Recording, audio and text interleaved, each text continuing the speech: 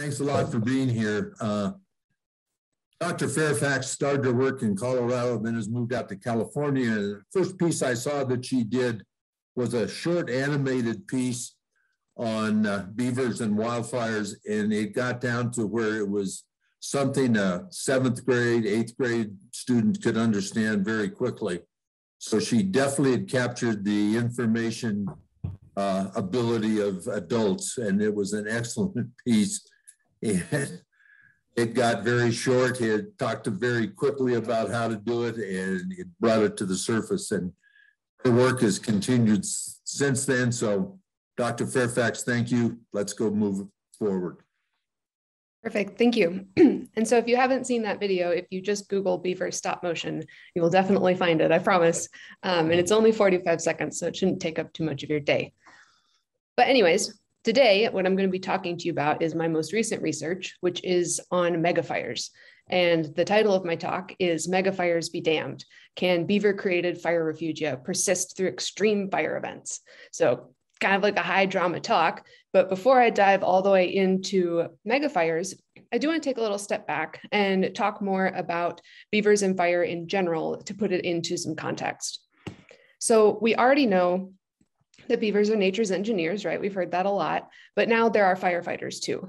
And that might seem like kind of a big career shift if you're not so familiar with the ways that beavers modify the landscape. So the first thing I'm going to do is just talk about what happens when a beaver moves into a landscape and why is that so important for firefighting. So if you think about streams, especially in the American West and in Colorado, a lot of them are quite degraded. They're incised, they're very narrow, the riparian zone or that creekside ecosystem, it's very small. And a lot of times the water doesn't even run year round anymore. And so these streams, they're not in a particularly healthy state, and they're not in a particularly resilient state. You hit them with basically any kind of disturbance, and it digs them deeper into this trench of degradation. But when a beaver moves in, its first order of business is to build a dam.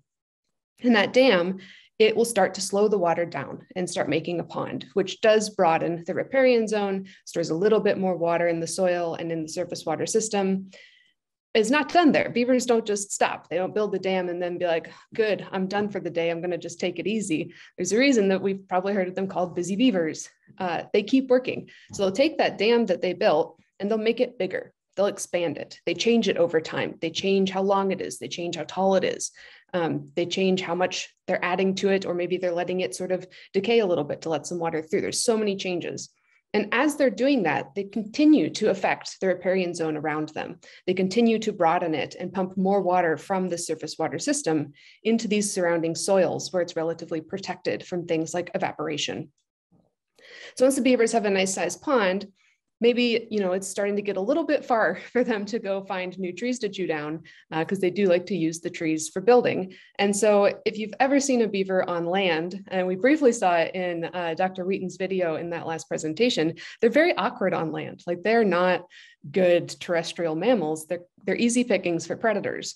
And so what beavers have evolved to do to help them survive is they dig canals. And those canals radiate out from their pond into the landscape. And they're like little tiny rivers or little water highways. And the beavers themselves, when they're threatened, they can just jump in the canal and swim home. And they're so much safer doing that than if they were going to try to waddle over land. So they're digging all these canals, they're building this dam, they're building this pond, and they're doing it for their survival. It's not like they've got this genius plan in their mind that they're going to be the climate heroes. They just want to survive. But through those actions for their own survival, they're making these just incredible changes to the surface water system. And those changes in the surface have profound impacts in the subsurface as well. So I want you to think about a stream without beavers and think about a stream with beavers. And we're now looking with depth, so down into the soil. In most of the West, we have a pretty deep water table. So if you want to hit groundwater, you got to dig pretty far down. The streams all around the landscape, whether they have beavers or not, they do impact the groundwater system. So they will connect to groundwater in most cases. Now, if you have a stream without beavers, that area of connection is fairly small. In the stream with beavers, your pond is much broader. And then you have these canals that are like little micro streams. And so you've really formed this strong connection to groundwater. You sort of pin it to the surface and you fill that soil with water. But honestly, nobody cares if it's raining, right? You're watering your plants from above, everything. It's like you're out there with a little watering can in your garden or the hose. All the plants are happy. They don't care how much water's in the soil. They're still hydrated. And this is all fine and dandy, except in the West, it's not usually a wet period. We are seeing more and more and more droughts. And that poses a challenge for vegetation. So when you have a drought period, when you cut off that precipitation, suddenly only the plants whose roots can reach soil water or groundwater are going to thrive. And all the other plants that can't reach it anymore, they start to wilt and they start to shut down. And they start to turn into that sort of dry, crinkly, golden, crunchy state that makes many of us nervous because it's fuel. That is fuel for fires when they get to be in that state. And so when you don't have beavers on your stream, you have a lot more vegetation that's starting to become ripe fire fuel. But when you do have beavers, they've stored so much water in the soil that these plants are effectively being irrigated from below now. And so they can stay green and lush and relatively non-flammable even when you lose the precipitation. So it doesn't matter if it's a drought or a wet period, the plants by the beaver ponds are staying wet. And this is really important when you do have an ignition event, which could be a lightning strike or an abandoned campfire, or out in California where I am, it's always power line. Regardless of what's starting the fire, it's going to take the path of least resistance. And what that means is it's going to burn the driest vegetation. If you have all this dry vegetation in the landscape, the fire is going to rip through that as fast as it can. And when it hits these wet patches, it's relatively hard to burn. It takes energy out of the fire to burn that. And so in a lot of cases, it just won't. It will either be routed a different way where the fuels are easier to burn, or it'll blow over and start burning on the other side. But the wet plants, the wet vegetation, the wet soil, it doesn't burn. Dr. Joe Eaton has said it very clearly many times, and I love how simple it is. Water doesn't burn. And this is very true in these landscapes. And so we see these in these conceptual models of sort of the physics of how water and beavers and fires all interact. But we also see this in the field. So these are photos from Dr. Eaton as well from the Sharps fire in Idaho back in 2018. And it's really stark in these. You can see the difference of sections of the rivers that have beavers and sections that do not have beavers. When we don't have the beavers, the fire had absolutely no issue burning straight through the floodplain, ripping through the landscape. We have soil burning. That's what that white sort of char is right next to the river there. And that's pretty severe burning, and that at a large scale can significantly disrupt your ecosystem and pose a lot of hazards when you think about things like debris flow and flooding after fire. But when we had the beavers, it was just so wet that the fire got down there and it was like, I can't burn this. And so it was kind of smoldering on the edge there until it was able to blow over to the other side. And so while, yes, it's disappointing the beavers didn't completely stop the fire there, they did create this patch that didn't burn. And that patch is called a fire refugia. And fire refugia are incredibly important. This is another view from that same fire of an area without many beavers and an area with beavers. You can see very clearly in these that the habitat is staying intact in your area with beavers. And when you don't have the beavers, the habitat is not intact. And so if you are an animal that has a hard time getting out of the way of a fire, like maybe a fish or a frog or a number of birds, maybe some mammals that we care about, maybe some fur bearers, maybe some ducks, all these creatures, if they can't escape the fire, I mean, they're kind of hosed, right? They're not going to survive. But if they can get to a patch of refugia, then they can survive that fire. They have a place where they can hunker down and be relatively safe. And the beaver complex is really accomplishing this in a remarkable way. And when I saw these photos for the first time, like mind blown, amazing, right? But my first question was, okay, is this sort of a one-off thing? Is this anomaly? Does it actually happen everywhere? Were these Idaho beavers just super lucky and then actually they usually burn? And so I decided to study that several years ago. And I looked at 5 different fires throughout the American West. I looked at fires in California, Colorado, Idaho, Wyoming, and Oregon. And at the time, I thought these were huge fires. I don't really feel that way anymore, unfortunately. But they're fairly large fires, and they all had lots of different streams and creeks within them that had beaver activity on it. So what I wanted to do was look at all these fires and look before the fire and then during the fire and after the fire and see, do the beaver complexes actually stay green consistently when fire comes through the landscape? Now to do that, what I did was I want you to imagine that you're walking along a creek and there's a start point and a stop point on that creek. And as you walk along the creek, you're basically looking at the vegetation and saying, how green is it here? Is it very green? Is it kind of green? Is it not green at all? And you note that down.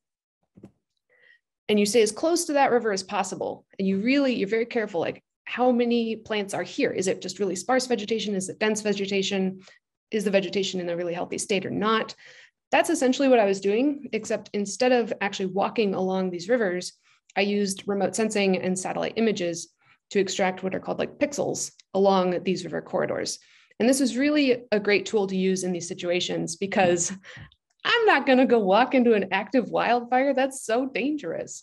It's like also just not possible to do. And if I want to look at anything that happened in the past, then that's where these satellites are really incredibly helpful because I can go back and look at a fire that happened in 2000, that happened in 2015. I didn't have to be there when it burned to go back and understand what occurred. And so I did this technique on all of the different fires. I used the satellite data to see how green the vegetation was before, and then see how green the vegetation was during, and then see how green it was after these large fires occurred. And what I saw was essentially that the plants were pretty green in the year before and after the fire. And I'm showing that on this plot with the green shaded curves. And then in the year during the fire, there was a little more variability, and that's what's shown in this brownish color. So what I'm showing you on this plot in general is the plant greenness is the y-axis. So the larger it is, the bigger the number, the higher the curve. That means the plants are greener. And then these little black boxes along the bottom, those are the locations of beaver dams. And the x-axis is just how far along have we walked on the creek. Now this dashed yellow line, that is sort of the minimum healthy NDVI, which is normalized difference vegetation index, or how green plants are. It should be above that to be like a healthy riparian zone, a healthy wetland. And you can see before and after the fire in those green curves, it's pretty consistently above that dashed yellow line. So before the fire happened, healthy riparian zone. After the fire, so the full year after, it looks like things are bouncing back fine. But during the fire, so as it was actively burning in this landscape, in the brown curve, you can see it stays pretty fine for a while, and then it just plummets right around 1,500 meters along the creek. And that plummeting point where it really drops off, that coincides with where we leave the beaver dams. And so for a while, when we're walking through the beaver dam section of this creek, it looks pretty much like it did before and after the fire. It's not feeling the fire effects. But as soon as we're out of those beaver complexes, it's burning. And I did this on every single creek in all of those fires in my studies.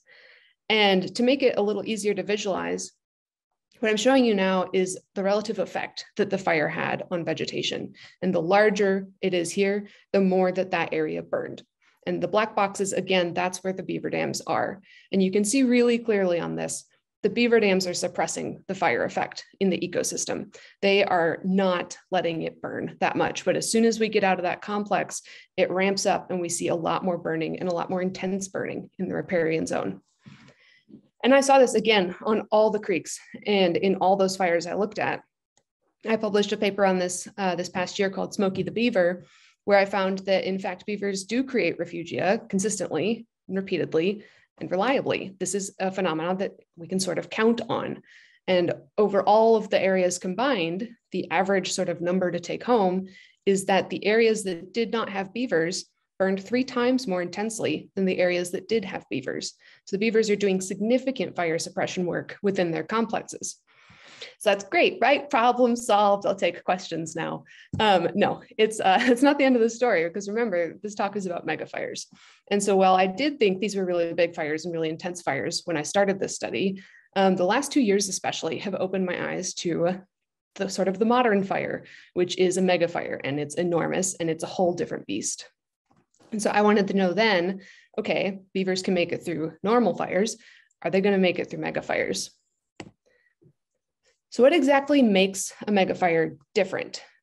Megafires, defined here, are fires with a burn area larger than 100,000 acres. Now, just having a large burn area doesn't necessarily mean a fire is going to be destructive or horrible, but a lot of megafires do exhibit extreme and often self-sustaining behaviors that let them reach that size in the first place. Some of the things that you might find in a megafire are their ability to create pyrocumulus clouds, which are these large clouds generated by the fire itself, and they spew ember and ash. And these can cause secondary ignitions all around your main fire, which then merge with your main fire and rapidly increase the size of that fire. They can also create pyrocumulonimbus clouds, which are sometimes referred to as the fire-breathing dragons of clouds. And so these clouds are the kinds that will create firestorms and fire tornadoes, which are incredibly destructive and very difficult to stop and to get a hold on. And when they're happening, our management strategy is often just kind of wait it out. Because they create their own weather, they can often have really explosive rates of spread. And so one of the fires I'm going to talk to you about, it spread about 100,000 acres in a day. And that is extreme. That was the first time a lot of people had ever seen a fire spread that way. And unfortunately, when fires do spread that fast and have this like actually kind of explosive spread rate, it's like the trees are combusting in the way that it's burning. And that can create these really large swaths of severe and moderate intensity burning. And fire isn't bad as a whole thing. Like a lot of ecosystems need fire, and some ecosystems even need severe fire. But what most places don't need is huge patches of severe fire. Fire is most beneficial when it's in a mosaic, when you have severe mixed with moderate, mixed with low, mixed with unburned, and you can create sort of this patchiness in the landscape that will make it more resilient in the future. But megafires, they are just so intense that a lot of times they blast through the landscape and leave these massive patches of severe burning, which then make it actually more likely that you can see more severe burning in the future, or have landslides, or have mud flows, or have all these other secondary hazards. And they can destroy critical habitat. So megafires are a whole different beast. And I am the first person to tell you that beavers are incredible firefighters, but there's no guarantee that a beaver complex can make it through this kind of a situation. So that's what I'm studying now. And that's the data that I'm going to show you. Can they make it through these megafires? The two fires that I want to talk about are very on brand for this conference. They are Colorado's largest wildfires in at least the last 100 years, probably a lot longer. The Cameron Peak Fire and the East Troublesome Fire. Now, both of these fires burned in 2020, so just last year, and were about 200,000 acres, so definitely met the definition of megafire. In addition to being large, to be classed as a megafire, they were also fires that exhibited extreme fire behavior. So we had large patches of severe and moderate burning in these. East Troublesome was the one that blew up overnight. It was, I mean, the whole burn period for East Troublesome was only a month and a half. It was a short period, and in that time, it was enormous. If you were in Colorado while that was happening, it went from about like 10 to 20,000 acres up to 120,000 basically overnight. So severe spread, really intense, lots of drama going on in these fires, but they also had a lot of beavers in them. And those beavers were sprinkled throughout these landscapes. There were 99 satellite visible beaver dams in the Cameron Peak burn area, and there were 512 in the East Troublesome burn area, so a lot more in East Troublesome. So I'm looking at these two fires to see, can the beavers create these refugia, and will those refugia persist despite this extreme fire behavior? Now, last time when I did Smokey the Beaver, I used NDVI, or that plant greenness, to see how the fire was affecting the landscape. Because it's basically saying, did the plants burn? Did they go from green to brown? And that's great. And a lot of fire studies use NDVI in this way. But these fires happened in autumn and winter, which is another thing that made them weird. So Cameron Peak and East Troublesome, they basically were able to get under containment in part because snow fell and it snowed on the fires, and it finally put them out that way. So this was a challenge because in Colorado, the plants also go from green to brown when it's autumn and when they're just doing their normal annual cycle. So just using NDVI, just using the plant greenness was not going to cut it for this study. I had to think of a different way to understand how the fire was spreading that was not just the plant greenness. And so what I did was I used what's called false color mapping to observe these fires as they were going. And I'm using satellite data from Sentinel-2 and Landsat-8 if you're a remote sensing nerd. And if you're not, that doesn't really matter. It's just the satellites that were sending down this data about once a week. I had an image. And so what I'm showing you here is true color mapping. So this is assembling the satellite data in a way so that it looks like what our eyes and brains would normally see. And you can kind of see the burn scar from Cameron Peak Fire in this image, kind of. You can see a smoke plume in the top of that image. Maybe if you can see the burn scar, you're noticing it, but it's dark and it blends into the pine forest around it. So this isn't great. True color mapping, not great for looking at fire spread. False color mapping, though, we take different bands of light that the satellite is collecting and assemble them in a way that our eyes and brains do not, to make different patterns pop out more. So there's nothing artificial about this. This is data that's been collected. It's just assembled in a way that makes certain patterns easier. And there's a couple of false color images that make burn spread a lot easier to see. So this is one, this red-black image. The black area is the burned area, and the red around it is vegetation. And if it's gray or brown, there's just not a lot of vegetation there. And so you can see a lot more clearly now where the Cameron Peak Fire has and has not burned on this image, which was September 3rd, 2020. Another false color combination is this green-orange one. And this one is very cool. The contrast between the green and orange maybe isn't quite as apparent as the red and black, but what's awesome about this type of false color imagery is that it can see through smoke a lot better. The wavelengths of light can penetrate the smoke. And you can actually see in that top part, sort of in the middle, the hot spot of the fire. And so in this version of false color, I can actually see where the fire actively is burning at the time the image was taken. So this is really good for getting a very high resolution, very clear idea of where the fire is and what it's done so far. So I use these kind of data to understand how was the fire spreading during Cameron Peak and East Troublesome fires, and what did it do when it got to the beaver complexes.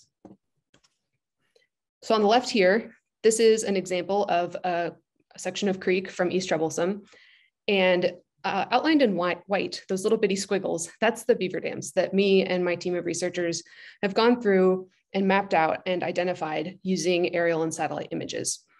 And we found all these dams, and then we look at the ponds and we look at the extent of the canals, and that's how we define if an area has been affected by beavers or not. It has to be touching a beaver dam, a beaver lodge, a beaver pond, a beaver canal, or an area where they have felled the trees. So once we find an area with beavers, we pull up a false color image from right before the fire burned. What did this landscape look like right before the fire hit? How green was it? Where was there vegetation? Where was there not vegetation? And then we look for an image that is supposed to be right after the fire came through. But again, these images only come down like once a week, so we can't be too picky. And sometimes, like we can see here, the fire is like actively at the beaver complex. And this is very cool to see. It's on both sides, but not in the complex. You can see the hot spots. You can see that bright green patch where we have a lot of these beavers, and then the burn, that orange in the rest of the landscape. But this doesn't prove that complex made it through the fire, because the fire is still there. Like, what if it went in right after this image was taken? So in that case, we would look for an image a little bit later that maybe shows this after the fire has moved on. And I thought that clouds were my least favorite thing as a remote sensing scientist. Turns out it's snow, because snow just covers everything and you can't see anything until the snow is gone. And so as we found in the previous study, these riparian zones, they can bounce back very strongly after fires. So if we did get snow cover that blocked out our imagery, we would then go find the very first image after snow melt. So before the plants really had a time to grow back, and use that to find out if the beaver complex made it or not. Because the longer we wait after snow melt, the more new regrowth is going to sort of interfere with our image. So once we do all that, we figure out which places burned and which places didn't burn. And then we compare that to where are there beavers and where are there not beavers. And we figure out what were the beaver refugia. Where were they? How big were they? How often did they happen? And like I've said probably too much at this point, I'm a remote sensing scientist and I love satellite data and I trust it deeply. But there's still something to be said for going on the ground and seeing these sites. So we did field test and ground truth some of these sites. And this one's from Cameron Peak Fire, and we're in the beaver refugia right now. This is after the fires. These were taken this year. And you can see all of these pine trees right around the beaver pond, they have their needles on them and they're not burnt. And the willows have all of their little leaves on them and the grasses are doing fine. And you have intact vegetation from like the shortest, scrubbiest level all the way up into the tall canopies of the trees and everything in between. So this was not affected by the fire in any significant way. And being there on ground, I can vouch the beavers are still there. They were actively working in this pond. And there really hadn't been enough time for a whole new family to come colonize this place. But you can see in the background of this picture, the hill slopes nearby don't look quite so nice. And if you're in the hills near this complex, or even if you are in the riparian zone, but not within the beaver complex, so a little bit downstream where there were not beavers, it was a really different picture. The trees were absolutely torched. It was severe burning and moderate burning all throughout. The pine trees had lost their branches, they'd lost their needles. The ground was turned into ash in a lot of places. So the soil was burning, the roots were burning. This is not a good patch of landscape. It's really at risk for debris flow at this point. And the habitat where we didn't have the beaver complex was effectively destroyed. And this was part of a relatively large patch of severe burning. What was fascinating to me was that you could actually see the gradient from unburned to severely burned, just looking out over the horizon. And when we're over by the beaver complex, so on the left of the screen, you can see those pine trees are nice and tall and green. You've got that sort of middle layer of the willow that has all of its leaves on it. And then you've got the grasses. We move a little bit further to the right. The pine trees, they still have their needles, but they're burned, but they're not completely burned. They're just kind of burned. The willow have burned, their needles or their leaves are gone. You can't see any more willow bushes, but there's still some grass, and a lot of that grass is regrowth. Move a little bit further. Now the pine trees don't have their needles anymore, but at least they have their branches. Definitely no willow left. And then move even further to the right, and they don't even have branches. They're just these little charcoal pencils sticking up in the landscape. And so we're seeing this gradient of burning. And what this is reflecting is how much water the beavers were able to store in the landscape before the fire. This is reflecting how wet the plants were and how wet the soil was when the fire approached this landscape. And when we're by the beaver complex, it's super wet and it's not flammable. And as we go away from the beaver complex, we get more and more flammable. So the big fun numbers in this, how much beaver created fire refugia was there? It wasn't just a one-off thing. Again, this was happening consistently. In Cameron Peak, 87% of the beaver dams we saw had measurable fire refugia around them. And when we went through and just randomly selected points along the rivers and streams that didn't have beavers, only 42% of them had any refugia around them. And this first part, it's not a comparison of size. It's just, was there refugia or not?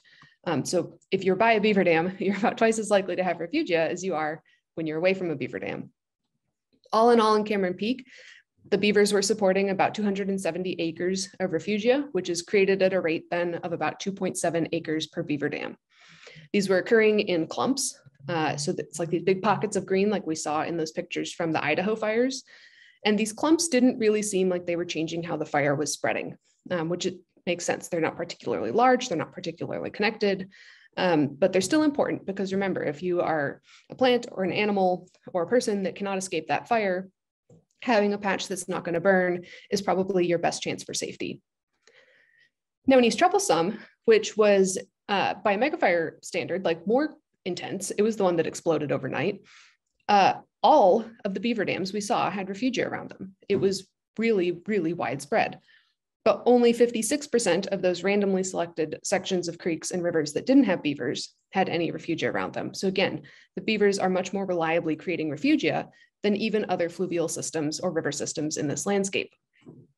We saw about 1,500 acres of fire refugia created within this burn area, which was a surprisingly similar rate of 2.9 acres per beaver dam. And so one thing I'm wondering now, and I don't have an answer for it yet, is this number going to be consistent in all fires? I don't know. I've only looked at 2, but our group is currently expanding this project to look at more fires and see, is that just the number? Is it like 2.8 acres per beaver dam is how much refugia they make? Really curious to see how that pans out. What was a little different in East Troublesome is there were so many more beaver dams and they were so much more connected to one another that the refugia was occurring almost in ribbons. And these ribbons were like big strings of unburned area. And if you think about when people go into a landscape to create fire breaks, we put the mowers out in the landscape and make a big ribbon that's hard to burn. Or we hope that our highways are going to, stop the fire spread because it's hard to burn. And essentially these beavers are making these lines that are hard to burn. There were a couple places in this fire where it did look like the downspread or the downwind area from the ribbon burned less.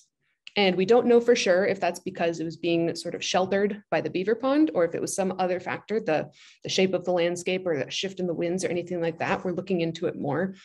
But this does suggest that if you have our riverscapes in a lot healthier state, if you connect all those waterways back to their floodplains, they can potentially serve as fire breaks or at least help slow down the fires. Like the longer it takes for a fire to spread, especially these mega fires, which are really hard to get a handle on, the more time that we're giving fire management personnel to go get some containment done and to do the firefighting that they're trained to do.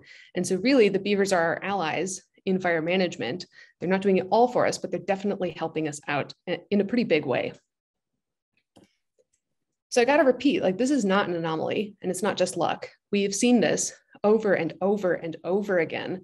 And when I first started researching this and talking about this, it kind of felt a little bit like a fringe scientific endeavor because it was like nobody was talking about this and it was not well documented in the literature. But since me and others have been looking at this, more and more evidence is mounting that beavers do this over and over again consistently.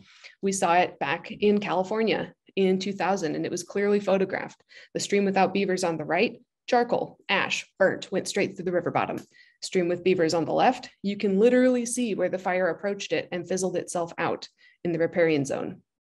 And this photo was from the Mantor Fire Burned Area Emergency Response Team.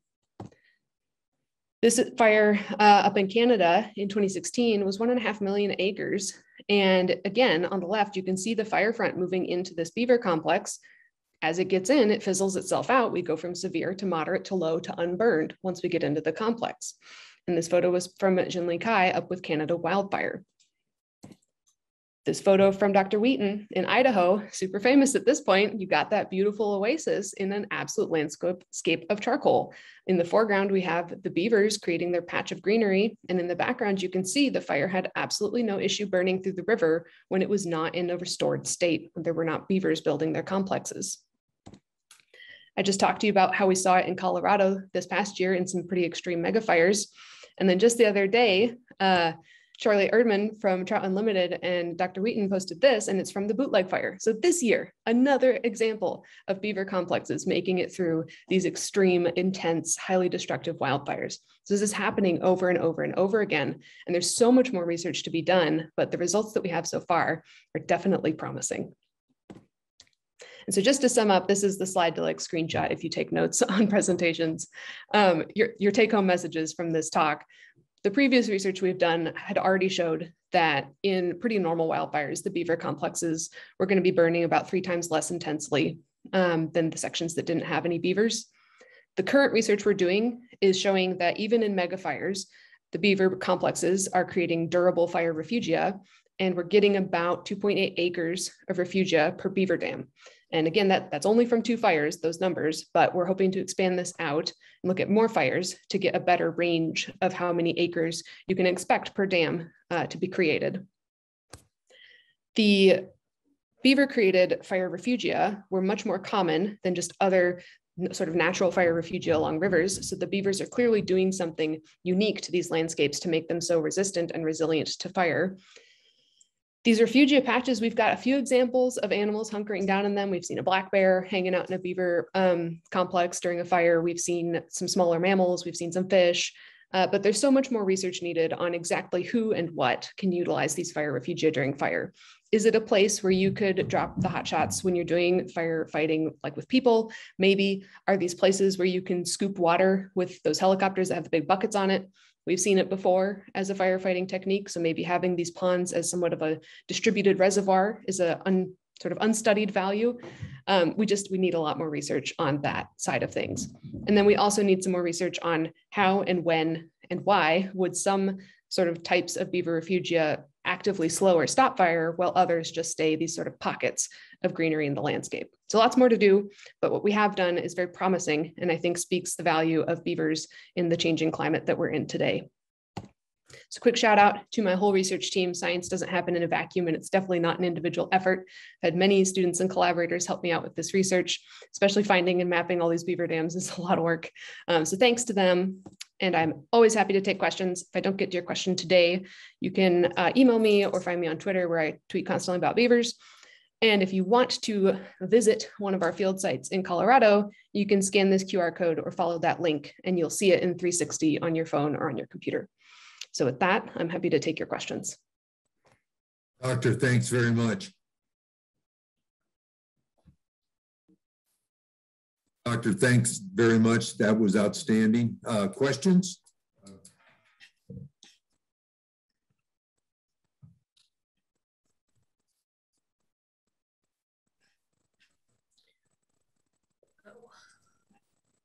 Emily, can you see the questions? Yes, let me open them up. I'll open the Q&A. Okay. Yeah, I see some that came in. So cool. Okay, so we've got one on fires. Mudslides can overwhelm gains from sparing streams and wetlands from fire as temporary refuge. Are the gains only appropriate for low slopes surrounding terrain? We have houses swept away in mudslides near valley bottoms. For an example, Glenwood Canyon with I-70. So there's a lot of really cool research going on the post-fire role of beavers and BDAs and things like that. And what I've seen so far in preliminary results is that when you have these strings of beaver complexes, the hill slopes all around and the upstream area post-fire are going to deliver a lot of sediment and a lot of ash. And the size and sort of connectivity of your complex is going to determine how much of that sediment and ash can be attenuated by the beaver complex. So if you're actively on the hill slope that is severe burning, you're still probably in a rough spot when it comes to debris flow. But if you're downslope, or if you're in the way of a flood wave coming down, having a lot of beaver complexes in the upstream area could definitely help reduce some of the damage that you might see from high ash and sediment delivery post-fire. So very cool stuff going on there. I know that I've seen some work out of Washington and Idaho on that, so I'm hoping to see a lot more in the future. I see another one. It's important to message wetlands and waterways without beavers are also important during wildfires. Yes, they definitely are. And although only half of them about had fire refugia around them, that's more than the hill slopes. The hill slopes were torched. And so even if you don't have beavers on it, a really healthy restored riverscape is going to be more fire resilient than one that is in this incised degraded state. Beavers do an excellent job of that restoration process for us. But they're not the only things. We can do some restoration on our own. And in the grand scheme of things, the more rivers and creeks and streams we have restored, the more fire resilient we're going to be as a region or a continent even. So that's a great point. Thank you. Have you or anyone else had the opportunity to conduct research on the impacts of beaver activity post-fire? I just talked about that. Great question. I should read before I read out loud. Yes, I have not researched it personally, but I have had a lot of conversations, and I was just at a conference where about half of the people in my session were debris flow folks, and we had a really good chat afterwards about ways to see the post-fire work that beaver complexes do. I know one of the things that is very enticing about that is when you do have a degraded stream, if it didn't have beavers before and everything's all torched around it, putting in an emergency beaver dam analog or an emergency log jam or anything really, an emergency flow obstruction, you can do years worth of restoration work by trapping that sediment and using it to bring the stream back up towards its floodplains. You can aggrade a lot of natural stream bed in these post-fire scenarios just by catching some of that hill slope debris and keeping it in the river corridor and bringing your stream back up to its floodplain. So yeah, very cool stuff going on there. Lots of hard workers out charging into these fire scars and building BDAs super fast, faster than even the beavers could. So great work there. I wonder if beaver activity and dam building increases in burned watersheds, which cause 2 to 5 years of reduced ET and increased runoff, depending on the percent of subwatersheds with moderate and high burn severity. I assume beavers will need to account for increased water yield post-fire until these areas have ground and canopy recovery. Yeah, so there's so much work to be done on the post-fire, what beavers do and what they help with. One thing that I think is related to this question is that when you are preserving these big patches in the landscape and not letting them burn, that's creating, or it's keeping mature trees and mature shrubs and mature grasses on the landscape that then can reseed a lot faster. So one question that I've heard asked a lot that I don't have a good answer for is, are these beaver refugia nucleus for sort of the regrowth of the landscape? Do you see more native species maybe because there was already a pocket of mature ones in the landscape than if it was a complete burnout? Don't have an answer. If you're an ecologist and you work in fires, you should talk to me because I'd really like to study that more. And I can get about half the story with remote sensing, but it does take a lot more field work to fully understand that. Have I looked at size threshold on the effectiveness of the complexes? Great question. So if you remember in Cameron Peak, not all of the beaver complexes made it, 13% burned. And so we've started looking at those 13% to see what went on there and why were they burning. And there's some trends that are starting to show up. the beaver complexes that burned looked like they were more isolated. So it was like one beaver pond in the middle of nothing else. And that was more likely to burn than if you had a bunch of beaver ponds. And part of that is a size issue. If it's just one, the fire pressure is going to come from one or maybe both sides. And what the complexes are doing is they're taking the power out of the fire because they're so wet. So it's using its energy to burn off or evaporate off water from the system. And the smaller reservoir of water you have, the more likely it is that the fire can actually get through that. And when you have these massive complexes, there's so much water, like fire doesn't stand a chance. But in these little bitty ones, it's more likely the fire will get through. We've also started to see that the beaver ponds that didn't make it, they're very simple. They don't have a lot of canals dug out from them yet. They're not connected laterally to other things. And so when a lot of beavers build in a system, you can get what's called an anastomosing stream, which is the biggest word on earth. It basically means it's splintering into a bunch of little bitty streams and coming back together and splitting off again. And it's very complex. And if you have a complex system like that, way more fire resilient than if you've just got that little single thread stream cruising through the landscape. So that's a great question. And in terms of like the absolute size of the beaver ponds, I mean, a lot of the ones in the study area I was looking at are pretty huge, but the ones that burned were in general smaller than the ones that did not burn. So great question. There's lots of work to be done looking at more examples of beaver ponds that do burn, although they've been a little bit hard to find, which is so far a good thing. How well do the beavers survive if the vegetation is gone? In this case, they survived fine. They had a pretty big patch and there was enough willow there for them to make it through. I think that maybe the timing of this fire was actually beneficial because it being, or both of them being autumn and winter fires, the beavers had already done a lot of their food caching for the season. And so they already had food caches in their ponds. When the fire happened, it was moving up into the snow season anyways, when the beavers are going to be a little lazier and stay in their lodge. And so I think that helped these beavers survive because they definitely were still there when I was there. I have seen cases where it does not appear the pond is still active afterwards. And I do think that part of that is if the fire comes through like early season in April or May, when they're like the plants are just supposed to be coming back and they don't have any food cached, depending on how fast that regrows, they can become pretty food stressed. And so they might move on, they might starve. It's hard to say. I don't track beavers individually myself. So it seems like a kind of a sad field and I don't think I have the emotional capacity for it. But I have seen abandoned complexes after fire. More often, I do see the beavers are still in place. And I think part of that is the timing of the usual fire season is late summer into fall when there's already been food cached. And they're keeping about 2.9 acres around them. So that's enough to survive at least for a little while. I think I have one more question that I can answer before I'm out of time. Am I looking at any variables like forest type, like lodgepole versus spruce or amount of dead versus green forest on the influence of fire refugia? I have looked at land cover broadly. And so if it's like coniferous forest, deciduous forest, shrubland, grassland, and that doesn't appear to have a significant effect on if we're seeing fire refugia. Across the board, we see it. The biggest effect I see if you're just looking at land cover is if you have a riparian zone in a dry place that's not particularly well supported, that dry riparian zone, if it dries out like during a drought, that's like a wick for fire. And so that can route fires straight to beaver complexes. And that I think is more threatening than if the fire is just coming down the hill slopes in the pines and trying to transfer on its own into the riparian zone. And so I do think there's more work to be done, especially with the beetle kill that happens in Colorado forests, to see how the state of the forest prior to the burn does or does not affect the ability for beavers to create these durable refugia.